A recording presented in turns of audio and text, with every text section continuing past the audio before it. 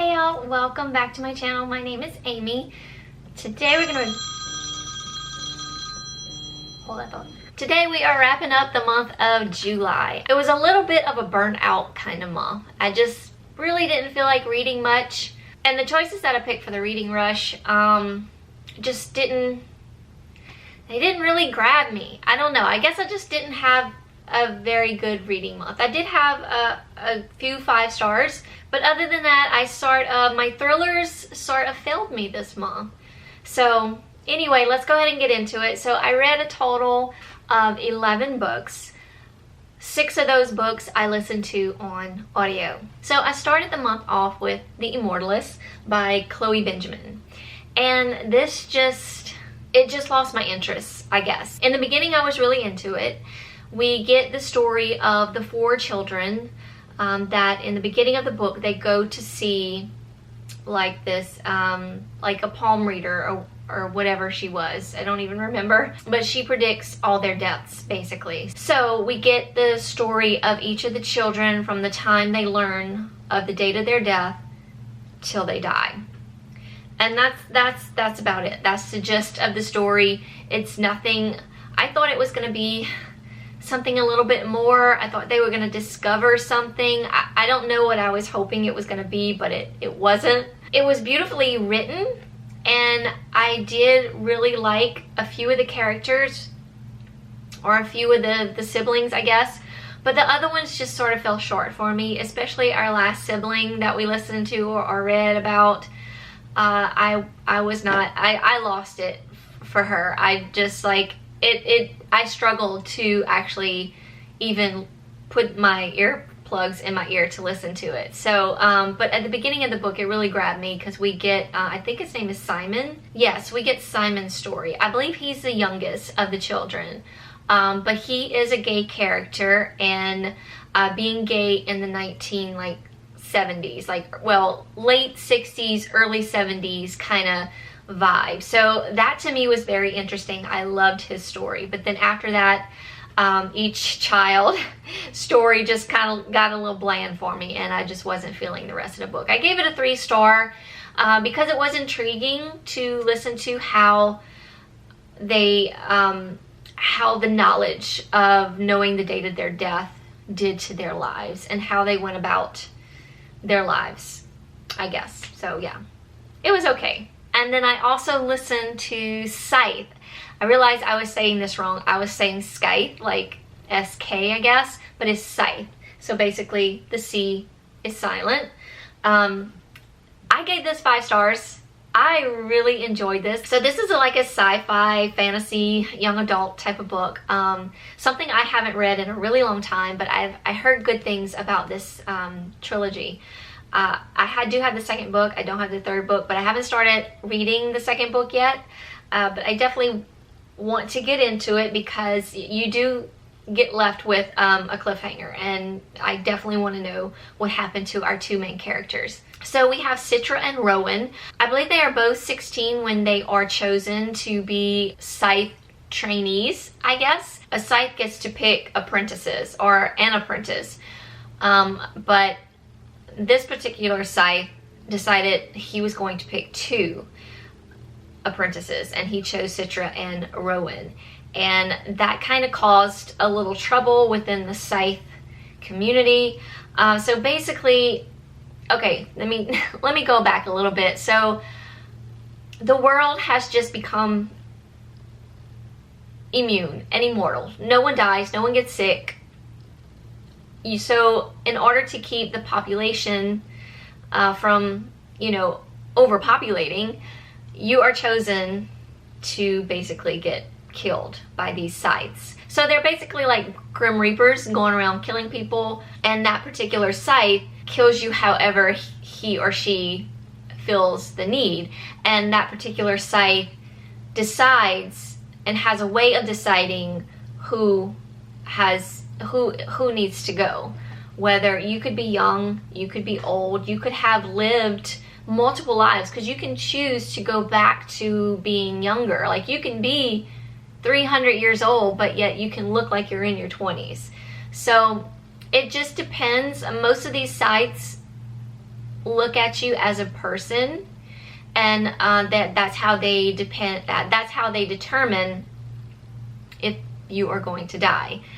Whether you're a bad person, whether you've lived your life fully, whether you're taking sort of advantage of the system, those kind of things. And then you have your bad Scythes, where they just get off on killing. So it's kind of the story of the Scythe world, and the story of Citra and Rowan becoming a Scythe, and what they're learning, and the difficulties of being a Scythe is, and the training that you have to go through, and just having to figure out who you're going to kill. Basically, that's got to be horrible for a 16-year-old. But anyway, it was a very good story.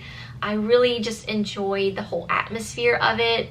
I enjoyed the whole world of it. Citra and Rowan, there seemed to be sort of falling in love with each other. I believe it's not necessarily talked about much in the book, but you feel it through the writing of these characters, and so I can't wait to see where that goes, or continues to go in the second and third book. I really enjoyed it. 5 stars. So after that, I was ready for some male romance. So I jumped back into the Four Bears Construction series by K.M. Newhold, and her 4th book is coming out in September, and I'm super, super excited for our 4th brother in the Four Bears Constructions. I've been waiting for Ollie's story, and I just knew Ollie was going to be like either the 2nd or the 3rd book, and he was not. And I'm totally shocked. Like, maybe they're saving the best for last, because you actually get to know. Okay, I'm not going to talk about it. Anyway, I'm super excited about this series because I love it so much. I gave both these books 5 stars. So I read book 1 last month, which was called Kalki. And this month I read Nailed. This was the story of Stone and Dare. Stone is one of the guys in the Four Bear Constructions. Four Bear Constructions is actually their company. It's 4 guys that run this company. They're construction workers. They like renovate and build things and things like that. At the end of book 1, he is moving into a new home, and he notices that like his neighbor is looking a little grumpy. So anyway, as we move into book 2, that sort of continues. Him and his neighbor have like a, even though they've never met, his neighbor seems to like hate him. Dare is his neighbor. So Stone takes it upon himself to just aggravate the piss out of Dare, like almost every day, just doing these over-the-top things. And it's hilarious. I have never laughed so hard in a book. My husband walked in, and I was just like tears were coming down, and he's like, "What are you reading?" I was like, "This dude, I am living for this guy." Anyway, so it's very cute sort of banter back and forth between the two of them, because Dare is like this, he's a serious guy. He's gone through anger management in the past, so he tries his hardest not to get angry at his neighbor, but Stone is just not helping. So anyway, I would say this is a very fun enemies to lovers kind of book. So you do realize, like, you do get the story of why Dare does not like Stone a little like further down in the book, and that's kind of when they start becoming like better friends. There's cute dogness in here. It's just a very fun, cute story. The whole series really is. It's just fun, and if you're looking for something that is just easy and simple to get through, and you want to laugh, maybe cry a little bit, just have a good fun time. There's no cheating, there's nothing like that. It's just a good time between all these guys, and I highly recommend this series. I gave this one 5 stars. And then the 3rd book is Hardwood. This is the story of Everett, who is one of the 4 bears, and Watson, a guy that he meets in a gay bar. But Everett, throughout the 1st and 2nd book, I don't want to give too much away. This is a straight to, or not really straight to gay, because he was never really straight. He wasn't sure of his sexuality until later on in his life. Is just sort of getting the courage to get himself out there and meet the man of his dreams. So he basically is trying to go into this bar when he meets Watson, who's like coming in behind him, and Watson's such a fun character. He's funny, he's adorable. And this was also, even though Everett is more of a serious guy, there are some moments that I was just cracking up that were just hilarious. Just forewarning, there is a very hilarious scene that involves a dildo, and I just could not stop laughing.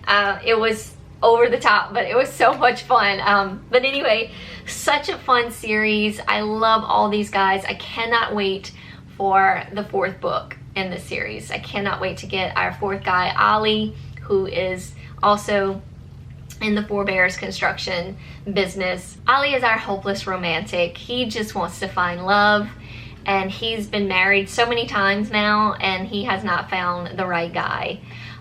We get to meet Damon early on in the series because Damon is best friends with this character from the first book. Oh my gosh, I think his name is Ren, but he's from the first book, and they're best friends in the beginning. So it's gonna be their story. And I had a feeling that maybe Ollie would possibly be with Damon, but I mean, I don't know. I haven't read the book yet. I'm hoping that these two guys get together. So anyway, that's gonna be out in September, so I will definitely be reading that. Next up, I read 8 Perfect Murders by Peter Swanson. I actually gave this 4 stars, which surprisingly, I thought I was going to give it a 3, but it ended up to be quite interesting. I was sort of borderline bored with the majority of this book, so I really didn't know where it was going. I really didn't, I couldn't figure out where we could go in this story. And when we got to that point, I was just totally shocked and just like, what? Wait, what happened? So we follow Malcolm in this book. He is the owner of Old Devil's bookstore. I knew it had something to do with devils. He used to write or keep up with blogs for the website. I think he does most of his selling of his books like through the online store. And he would do like blogs and stuff. And he wrote a blog that was titled 8 Perfect Murders. And it was to him his 8 perfect murders that were done in a book. So with that said, if you want to read any of those books, you may not want to pick up this book. But I didn't read any of those books. And I didn't really... I mean, yes, it kind of spoils it for you. If you don't want anything spoiled, I wouldn't pick this up. But like I said, I didn't read any of those books. I don't really have them on my TBR. It's mostly a lot of classics. I'm not a big classic reader, even in thrillers. But it even still, I didn't feel like it ruined anything for me, because if I would want to go back and read any of those books, I think I would still enjoy the thrill of the mystery. Throughout the book, these murders are seeming to be copycatted. So a detective comes to his store and, basically confronts him, basically him being sort of a suspect, since he wrote the blog 8 Perfect Murders, and there seems to be a killer out there that is mimicking these murders.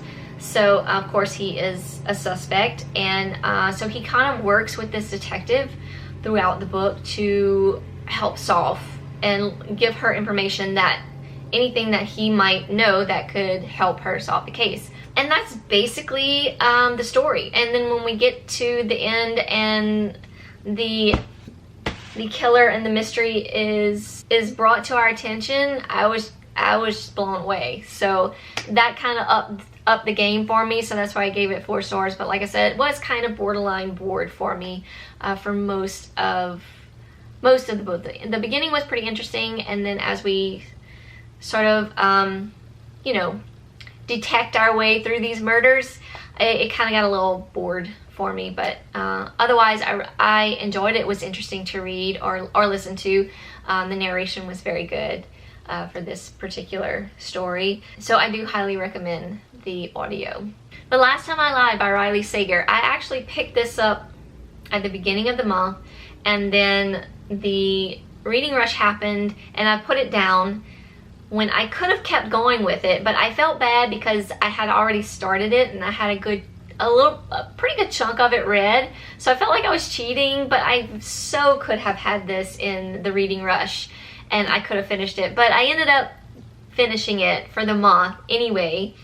But I did end up listening to it because it actually fell a little short for me. Riley Sager is not my favorite Riley Sager, but true Riley Sager style. The ending was chaotic and just surprising. I was not expecting that. And I was actually, like, after the chaos of everything that happened in the end, I was just kind of like, wait, I don't get it. There's got to be more. Of course there is. Of course there's more. This is Riley Sager. So yeah, I ended up giving this a 4-star, I'm pretty sure. Yeah, I gave it 4 stars. But once again, I got a little bored with it, somewhere in the middle. It started off strong for me. So we follow Emma. She is one of the girls that was at Camp Nightingale, and she bunked with 3 older girls in the Dogwood cabin. These 3 older girls went missing while she was there at Camp Nightingale 15 years ago. So she has become an artist, and she paints the girls in her paintings, but then she kind of hides them in the forest and darkness of her paintings. So you can't really tell that they're there. She knows that they're there, but nobody else that's really looking at it knows. They just see like this dark, beautiful forest that she has created, but the girls are hidden in there. And she is asked to come back to Camp Nightingale because the owner is giving it a last attempt to open the camp back up, and because it had closed down after the girls went missing. So she is opening it back up, and she has asked Emma to come on as a camp counselor, teaching the students or the campers how to paint. She agrees to it because she's having a little bit of a painter's block, I guess you can say. So she's hoping that she'll get closure from going back to Camp Nightingale, because all these years, she's, like I said, she still thinks of the girls. She paints them all the time. She has this bracelet with like 3 birds on them, signifying the girls. So she's hoping to get closure by going back to the camp. But things start happening to her at the camp, and she doesn't know if someone's playing with her mind. Is she hallucinating these things? She's starting to see Vivian, which is one of the girls that went missing. Vivian's kind of talking to her. She befriends these other little 3 group of girls that she has to bunk with. Some of the camp counselors have to bunk with some of the girls. So she befriends these girls, and things happen, and things are revealed. There is sort of a little bit of a love interest in here. Can she trust this guy? I didn't know. Because like I said, like the ending is chaotic. There's so many like fingers in the fire kind of thing. And I was just trying to keep up with everything. There was like a backstory of Vivian, one of the girls that went missing 15 years ago, that she was trying to figure out a secret of Camp Nightingale, and that she was onto something. And Emma thinks that the night that they went missing, that Vivian and the girls went out to look for something, and maybe they discovered it and got killed or whatever. So when Emma goes back to the camp, she pretty much tries to retrace the steps of the girls and try to figure out what Vivian was looking for, and is that the reason they went missing. So yeah, so there was so many hands in the fire at the end. It was a little bit everywhere, and then you're thinking, wait, that can't be it, like I said. And no, it wasn't. Riley Sager comes through at the end, and he gives us a great twist. And finally, we have my reading rush books that I read, or I listened to most of these except for The Walking Dead. I read The Walking Dead. This is volume 1, Days Gone By. This was really entertaining. I had a really good time reading this. I definitely want to continue because I love seeing the difference between the show and the comics. So I'm definitely going to continue this. If you watch The Walking Dead, you know what it's all about. It's about zombies. It's about the apocalypse, zombies taking over the world. This particular comic right here happens to be about Rick, and Rick finding his family. Rick is a police officer. He gets shot in the beginning and he is left in a coma at the hospital when just things start to go down, and he finds his family with other group of people, and they've kind of formed this camp, so we kind of get to know the characters within the camp. And yeah, of course it kind of leaves us hanging. Like I said in my vlog, it was definitely, the events were definitely the same, but they happened differently from the comic to the show. So it was very fun to read and just see the difference. So I started the readathon off with Flowers of the Attic by V.C. Andrews. I love this book. I gave this 4 stars. I also gave this one 4 stars. So I saw the Lifetime movie like probably just last year sometime, and I fell in love with the movie, and I picked up the book right afterwards, and I never read it. So I finally got to read it. Definitely prefer the book. You get more detail. It does tend to be a lot. I didn't get bored, but it's just these 4 children that are locked in an attic. It's basically a room in an attic. And for years, the oldest one is Chris, and then there is Kathy, and then the twins are Corey and Carrie. And when they are locked away, Chris is 14, Kathy is 12, and the twins are 4 or 5. I don't really remember, but their father actually dies in the very beginning of the book, and their mother has never worked a day in her life, so she doesn't really know how she's going to supply for her family. So she has to basically beg to go back home because she comes from a very wealthy family, but her family has disowned her because she fell in love with basically the wrong man. Don't want to give too much away in that scenario, but the dad does not know that she had children with this man, and if he did know, he would not allow her to come back, and he would not leave her all his money. So she locks her kids up in the attic, and there's the gist of it. And I hate the mother, but those kids, they survived the best they could. Of course, the 2 oldest fell in love with each other, so there's a forbidden romance there. There's not much about it in there. It's definitely implied, but I'm anxious to continue with the series to see how Christopher and Kathy move on, as well as the twins. Yeah, I just want to see what happens to them. Do they continue to love each other in that way, or do they part just as loving each other as brother and sister? I'm very curious. So then I picked up Before She Knew Him. This is by Peter Swanson. This is 3-star.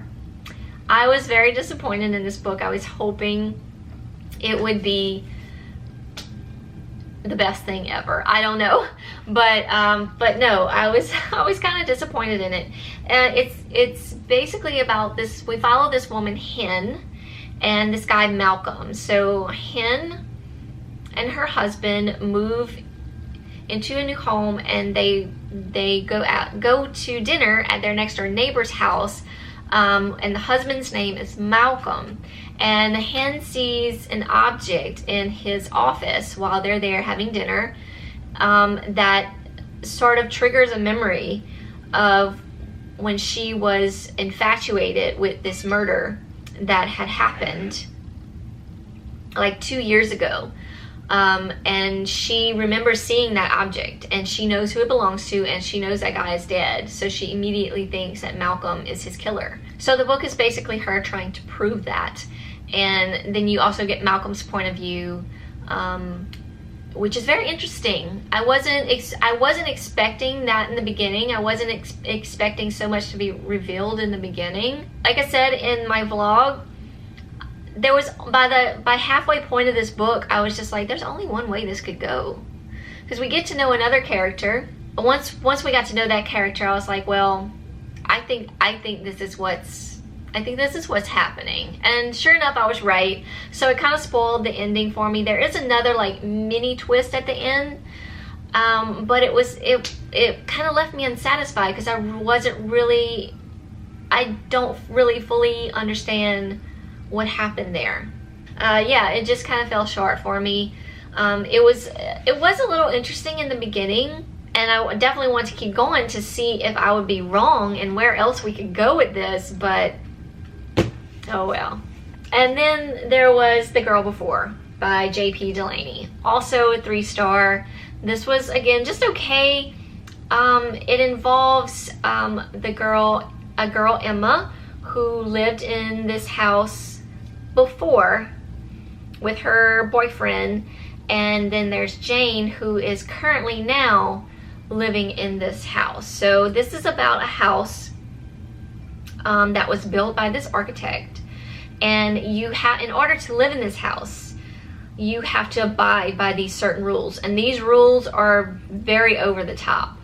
They're very unrealistic to me. I definitely don't think I could have lived in this house, but you know, sometimes you have to do these things for the price, you know, because it's the only thing you can afford. So we get the story of Emma from before, and then we follow Jane from now, and I am still unsure what happened here. I mean, I know what happened.